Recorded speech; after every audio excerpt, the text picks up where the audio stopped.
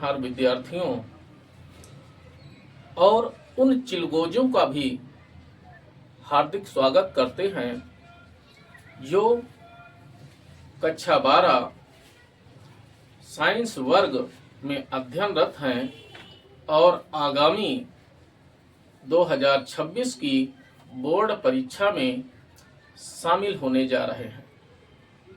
आज हम रसायन विज्ञान में सबसे अहम अंकों पर चर्चा करने जा रहे हैं, जो अगर आप हल करते हैं तो आपको पूरे अंक मिलते हैं और अगर आप गलतियां करते हैं तो आपको 00 अंक भी प्रदान किए जा सकते हैं। वो रसायन विज्ञान का महत्वपूर्ण अंग है, उसके बिना रसायन विज्ञान अधूरी है। वो है आंकिक प्रश्न। आज हम केमिस्ट्री का फर्स्ट पेपर, जिसमें आपका पहला चैप्टर है विलयन, उस विलयन के आंकिक प्रश्नों पर हम चर्चा करेंगे।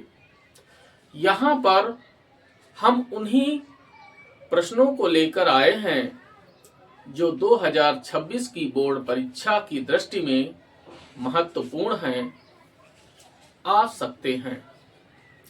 उन्हीं को हम यहाँ हल करेंगे। आपको समझाने का प्रयास करेंगे कि हम कैसे प्रश्न को हल करें, कैसे हम कैलकुलेशन करें कि हमारी कैलकुलेशन आसान हो।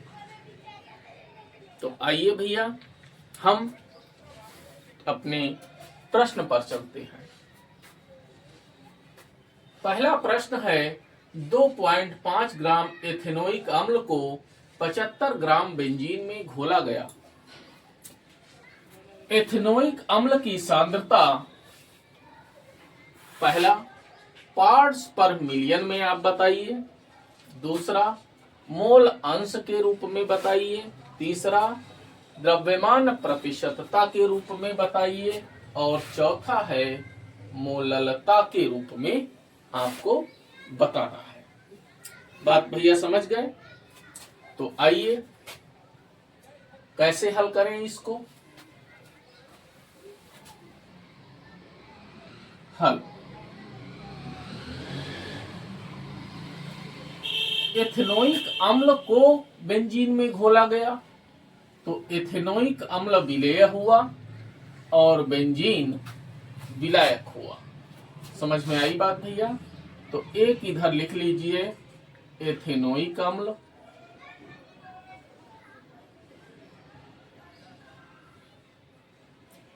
जो कि विलेय है,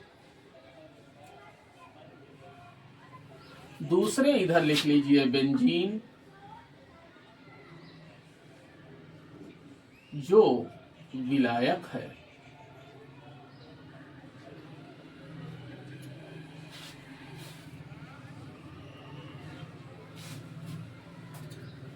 अब एथेनोइक अम्ल के द्रव्यमान को स्मॉल w से 2.5 ग्राम, विलायक के द्रव्यमान को कैपिटल W से 75 ग्राम।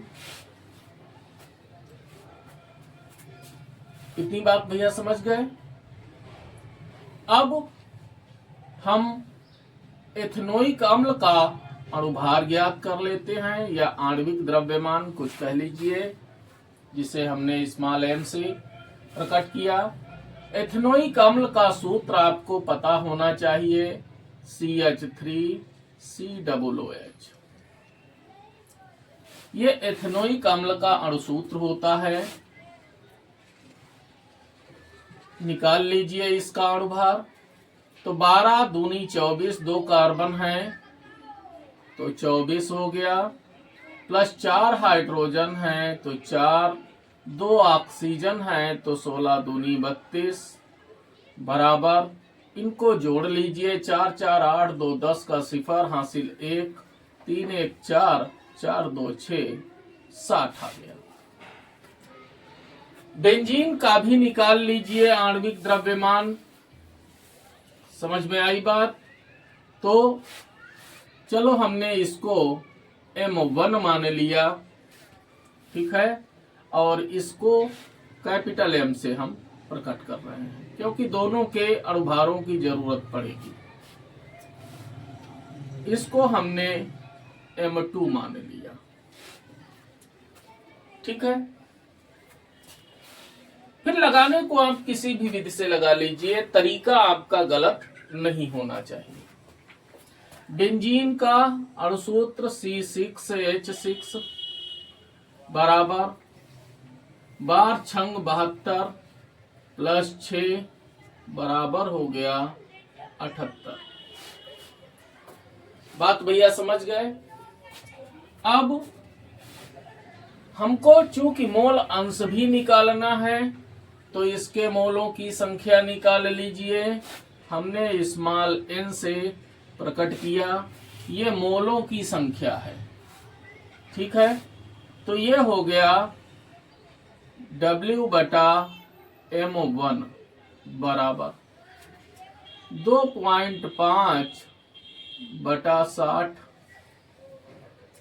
दशमलव हटाया 0 बढ़ा दिया, 25 से काट लीजिए, 25 से कम 25, 25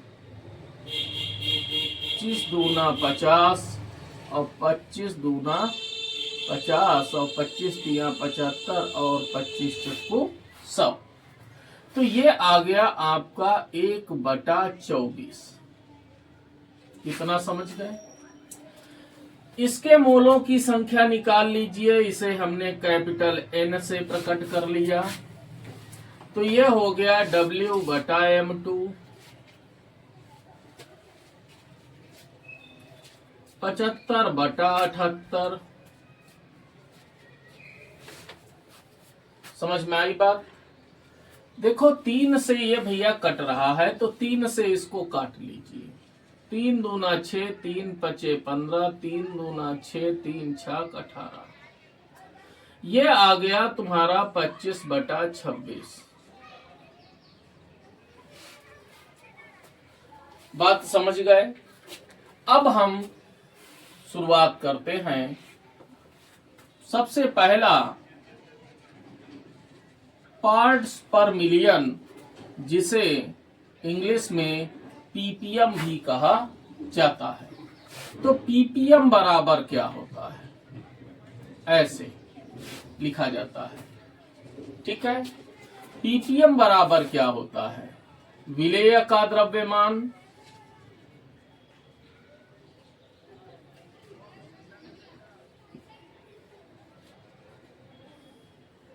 बटे विलयन का द्रव्यमान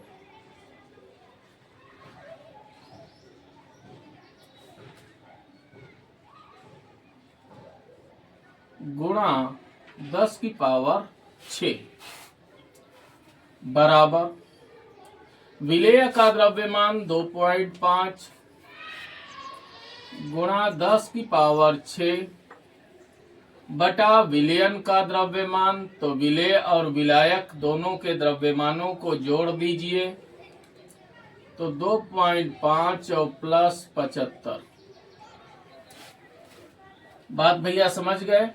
दोनों को जोड़ लीजिए, तो ये हो गया दशमलव, इसका हटा दीजिए, तो दशमलव जब हटेगा तो इसकी 1 घात कम हो जाएगी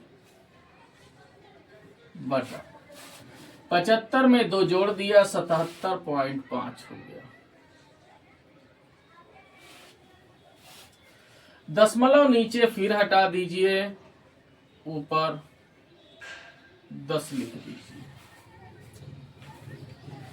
काट लीजिए इसको 25 से,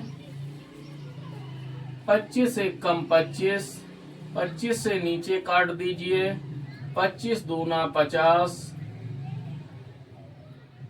और 25 तिया 75, 3 बार में चला जाएगा भैया, 25 तिया 75, 2 बचा 25, 25 से कम 25, ये हो गया आपका बराबर। अब ऊपर 10, हमने इसको 100 कर लिया तो 31 से 100 को भाग देने में आसानी रहेगी। तो ये हो गया 100 गुणा 10 की पावर 4 बटा 31। अब 31 से 100 को भाग दे दीजिए।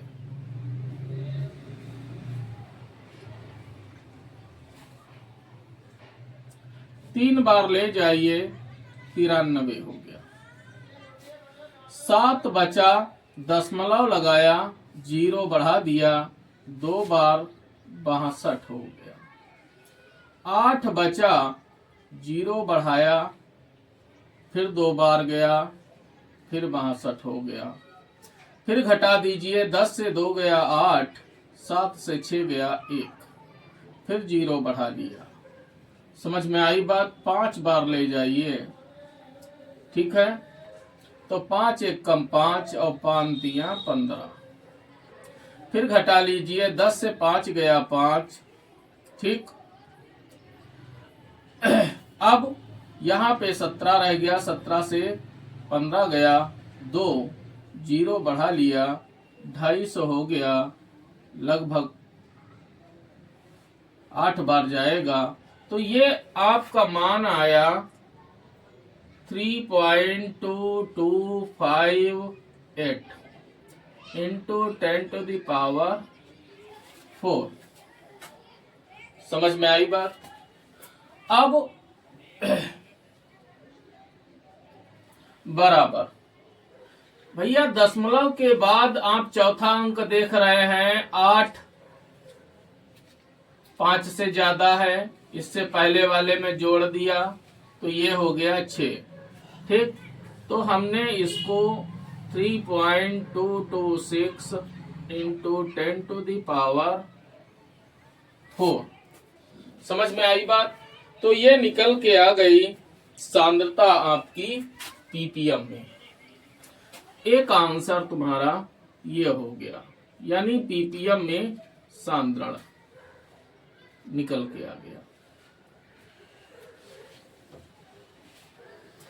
अब दूसरा कहता है मोल अंश बताइए। तो हम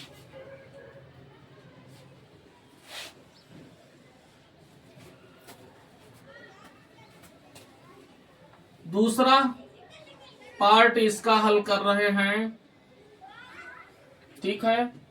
हमने लिखा मोल अंश। मोल अंश कहो चाहे मोल प्रभाज कहो, बात एक ही है। सूत्र विलेय के मोलों की संख्या बटा विलयन के कुल मोलों की संख्या। तो विलेय प्लस विलायक दोनों के मोलों की संख्या बराबर विलेय के मोलों की संख्या कितनी हमने यहाँ पे निकाल रखी है, 1/24। तो 1/24 बटा 1/24 प्लस 25/26।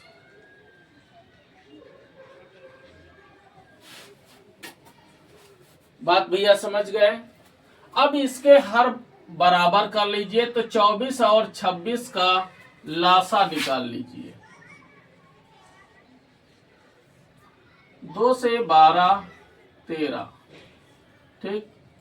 तो अब ये जो है देखिए, ये विषम संख्या है, साथ में अभाज्य भी है, तो इन दोनों का गुणनफल ही इसका लासा होगा। तो 26 से इधर गुणा कर दीजिए, 24 से इधर गुणा कर दीजिए। तो 1/24 बटा 26 प्लस 25 चक्कू 100, 25 दूना 50 और 10 60 बटा 24 गुणा 26 बराबर 1/24 बटा ये इधर 626 हो गया बटा 24 गुणा 26 बराबर 1/24 गुणा 24 गुणा 26 बटा 626।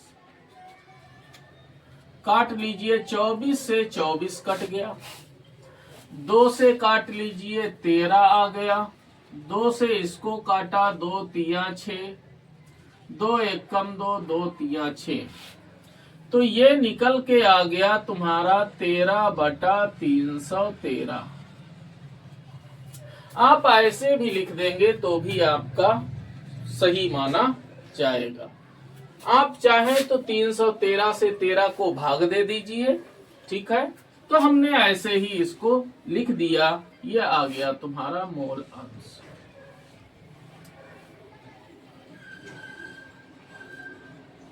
ये तुम्हारा दूसरा आंसर आ गया। अब कहता है द्रव्यमान प्रतिशतता बताइए। समझ में आई बात? तो आ जाइए भैया तीसरे नंबर पर, द्रव्यमान प्रतिशतता।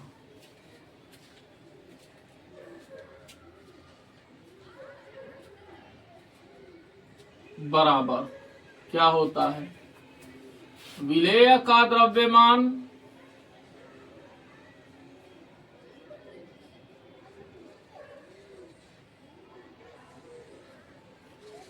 बटा विलयन का द्रव्यमान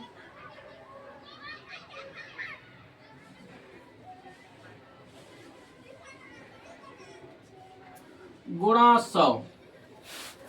यह सूत्र है आपका द्रव्यमान प्रतिशतता का।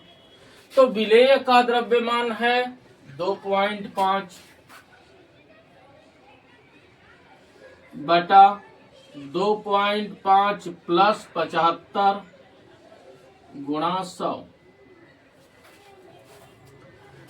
बराबर, ये ऊपर हो गया तुम्हारा 250 बटा नीचे हो गया तुम्हारा 77.5। दशमलव हटा दिया, 0 बढ़ गया, 25 से काट लीजिए, 25 एकम 25, ये आ गया 100। 25 से नीचे काट लीजिए, 25 तिया 75 और 25 एकम 25, और ये हो गया तुम्हारा 100 बटा 31। आप चाहें तो 31 से 100 को भाग दे दीजिए। समझ में आई बात? तो भैया 31 से हमने 100 को भाग दे दिया, तो 31 तिया 93, 7 70, 31 दूना 62, ठीक है, 8 80, 31 दूना 62, ये हो गया 18 180, लगभग 6 बार चला जाएगा, तो ये आ गया तुम्हारा 3.226%। द्रव्यमान प्रतिशत है तो परसेंट में आप दर्शाएंगे। इतना समझ गए भैया? अब हम बात करते हैं चौथे पर। चौथा क्या है? सांद्रता को मोललता के पदों में पूछ रहा है। तो मोललता बराबर क्या होती है?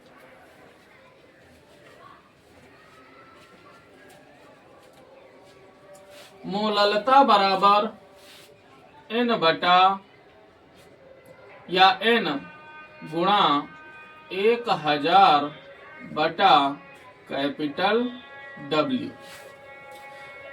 1000 से तब हम गुणा करेंगे जब हमारा विलायक का जो द्रव्यमान है वो ग्राम में दिया हो, या आप इसे किलोग्राम में बदल लीजिए और भाग दे दीजिए। समझ में आई बात भैया? तो n का मान 1/24, तो 1 ऊपर गुणा 1000 बटा 24 गुणा 75। काट दीजिए इसको, 25 तिया 75, 25 चक्कू 100। समझ में आई बात? 4 से काट दीजिए, 4 छंग 24, 4 दसावन 40 है। फिर जो है 2 से काट दीजिए, 2 तिया 6 और 2 पंचे 10, बराबर आ गया 5/9। 9 से 5 को चाहे तो आप भाग भी दे सकते हैं। समझ में आई बात?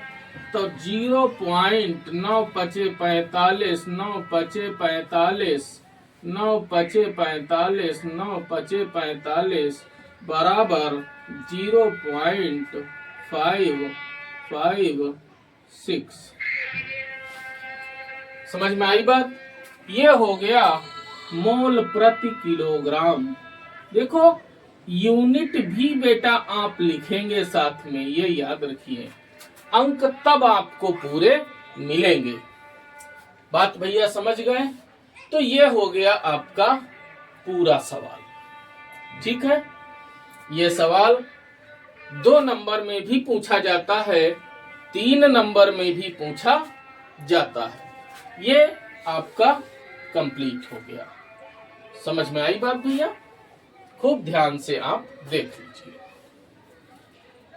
देखिए भैया, नेक्स्ट प्रश्न कहता है एथिलीन ग्लाइकॉल C2H6O2 के मोल अंश की गणना करो यदि विलयन में C2H6O2 का 20% द्रव्यमान उपस्थित हो। देखिए एथिलीन ग्लाइकॉल के द्रव्यमान को प्रतिशत में व्यक्त किया गया है। ठीक है, तो हम मान लेते हैं कि विलयन का द्रव्यमान 100 ग्राम है। माना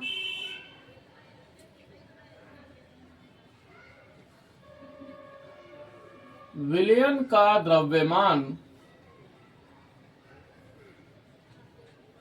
बराबर 100 ग्राम।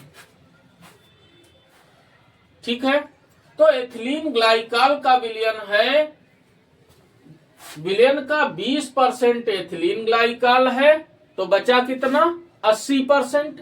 80% वाटर है, पानी है ना, जल है। तो एक इधर लिख दीजिए एथिलीन ग्लाइकॉल,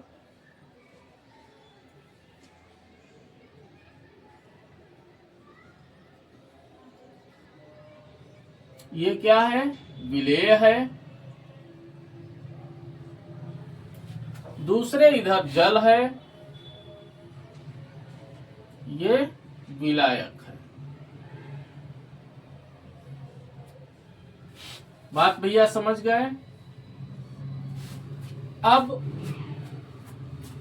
इसका द्रव्यमान, जब हमने विलयन का द्रव्यमान 100 ग्राम माना, तो इसका मतलब कि 100 ग्राम विलयन में 20 ग्राम एथिलीन ग्लाइकॉल है, यानी स्मॉल w बराबर हो गया 20 ग्राम, कैपिटल W बराबर हो गया 80 ग्राम। समझ में आई बात? एथिलीन ग्लाइकॉल का अणुभार, तो पहले अणुसूत्र C2H6O2 बराबर 12 दूनी 24 प्लस 6 प्लस 32 बराबर, जोड़ दीजिए 6 4 10 और 2 12 के 2 हासिल 1, 3 1 4, 4 और 2 6, 62। ये जल है, इसका आणविक द्रव्यमान निकाल लीजिए। समझ में आई बात? कैपिटल M से प्रकट कर लीजिए, तो ये हो गया H2O बराबर 18। इसके मोलों की संख्या निकाल लीजिए भाई, मोल अंश निकालना है, तो इसके मोलों की संख्या को स्मॉल n से, तो W/M 20/62 काट लीजिए। समझ में आई बात? 2 दसावन 20, 2 से काट दीजिए 31 बराबर 10/31। इधर इसके मोलों की संख्या निकाल लीजिए। कैपिटल N बराबर कैपिटल W बटा कैपिटल M बराबर 80 बटा 18। काट दीजिए इसको भी। 2 नाम 18 40। समझ में आई बात? ये 40 बटा 9 आ गया। अब कहता है एथिलीन ग्लाइकॉल के मोल अंश निकालिए। यानी मोल अंश को हम x से प्रकट करते हैं। तो x एथिलीन ग्लाइकॉल लिख दो इधर C2H6O2 बराबर N बटा N प्लस कैपिटल N बराबर ये हो गया 10 बटा 31 बटा 10 बटा 31 प्लस 40 बटा 9। अब हर इनके भैया बराबर कर लीजिए। तो ऊपर 10 बटा 31 ऐसे ही लिखा रहने दो बटा 9 से इधर गुणा कर लिया 90 हो गया। 31 से इधर गुणा कर लीजिए 1240 हो गया बटा 31 गुणा 9 बराबर 10 बटा 31 गुणा 31 गुणा 9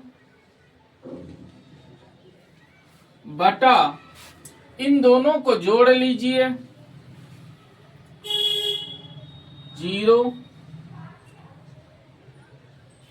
9 4 13 के 3 हासिल 1 12 1 13 1330 हो गया। ये 31 से 31 कट गया 0 से 0 कट गया और बराबर भैया आ गया 9 बटा 133। बात समझ गए? आप चाहें तो ऐसे ही लिख सकते हैं, चाहो तो दशमलव में भी लिख सकते हो।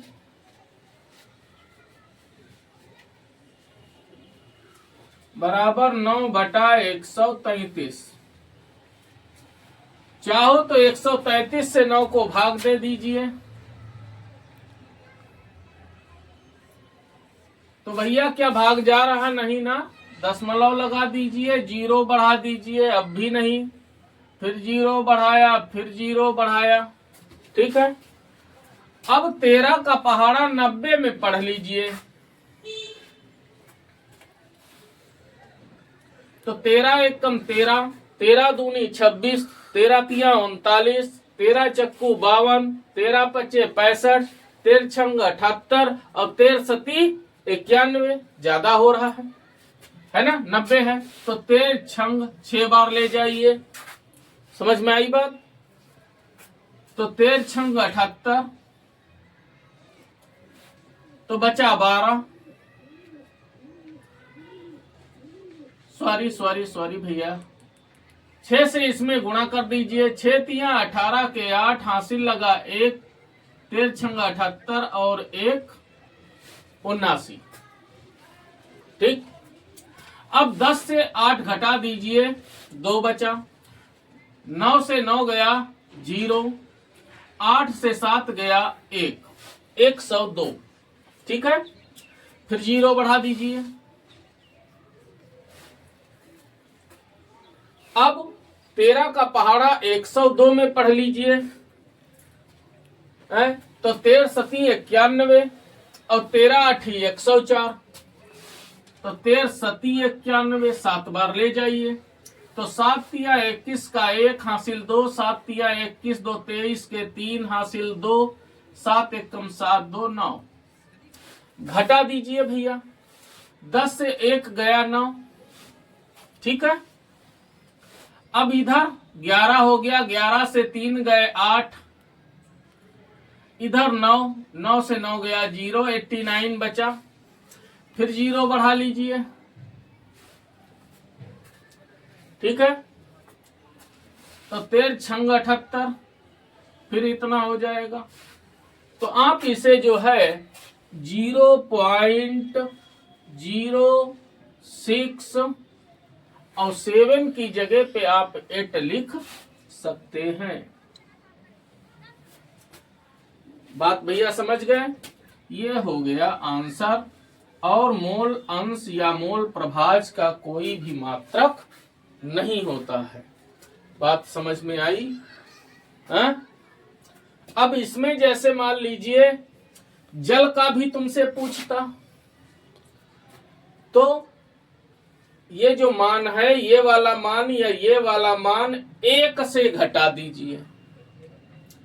1 से घटा दोगे तो हमें जल का मोल अंश पता चल जाएगा।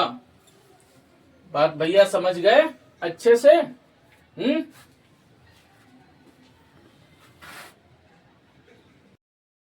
देखिए भैया, अगला प्रश्न कहता है उस विलयन की मोलरता की गणना कीजिए जिसमें 5 ग्राम NaOH 450 मिलीलीटर विलयन में घुला हुआ है।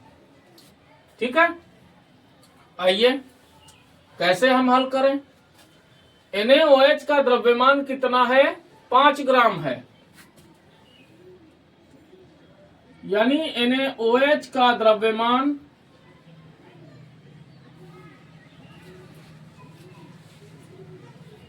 W बराबर 5 ग्राम। समझ में आई बात?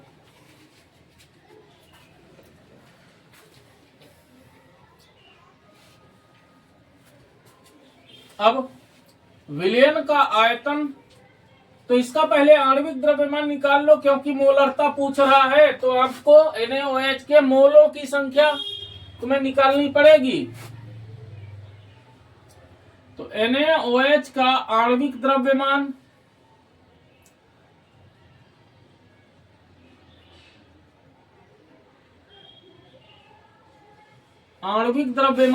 बराबर सोडियम का परमाणु भार 23 होता है, प्लस ऑक्सीजन का 16, प्लस हाइड्रोजन का 1, जोड़ दोगे आ गया 40। समझ में आई बात भैया?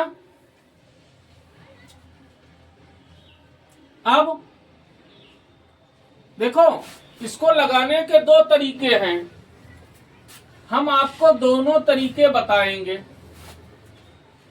जो तुमको समझ में आए वो तरीका आप अपना लीजिए। विलयन का आयतन V बराबर कैपिटल V बनाइए 450 मिलीलीटर। मोलरता निकाल लीजिए। मोलरता कैपिटल M बराबर स्मॉल w गुणा 1000 बटा स्मॉल m गुणा कैपिटल V। मान रख लीजिए, तुम न देरी करो। तो M हो गया तुम्हारा 40, ये जो आणविक द्रव्यमान है यही है M, ये हो गया 40। V हो गया 450। तो 0 उड़ा दीजिए 5 से, इसको काट दीजिए। अब घिच्ची पिच्ची हो जाएगा, तो 10 बटा 9 चौक 36। 2 से उड़ा लीजिए, 2 पंचे 10, 2 से नीचे काटिए 18 आएगा, 5 बटा 18 हो जाएगा। अब 18 से 5 को भाग दे दीजिए, दशमलव लगाया, 0 बढ़ाया, 18 का पहाड़ा 50 में पढ़िए तो 18 दूनी 36। समझ में आई बात? घटा लीजिए भैया मेरे, तो बच गया 14, 0 बढ़ा दीजिए, 7 बार ले जाइए, 7 8 56, 18 सती 126 होता है। फिर घटाइए तो फिर बचेगा 14, फिर 18 सती, तो ये निकल के आ गया 0.277, फिर आ जाएगा 7 बराबर 0.278 मोल प्रति लीटर। ये आ गई तुम्हारी मोलरता। अच्छा, दूसरा तरीका, आप सबसे पहले इसके मोलों की संख्या को निकाल लेना, W/M का प्रयोग करना। W है 5, N है 40, 5 एकम 5, 8 40, 1/8। समझ में आई बात? अब सीधे जो है मोलरता M बराबर N गुणा 1000/V। N तुमने निकाला 1/8 गुणा 1000, V है तुम्हारा 450।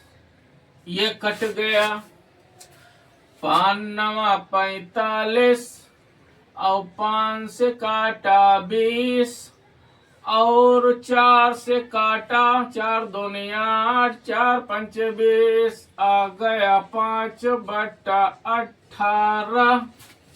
देखा ना, ये 5/18, इधर भी 5/18। इस तरह से आप किसी भी विधि का प्रयोग करके मोलरता ज्ञात कर सकते हैं। समझ में आई भैया? हैं? याद कर लो, तैयार कर लो। हाँ, वरना जो है ताधिन्ना करी है। सोच लो।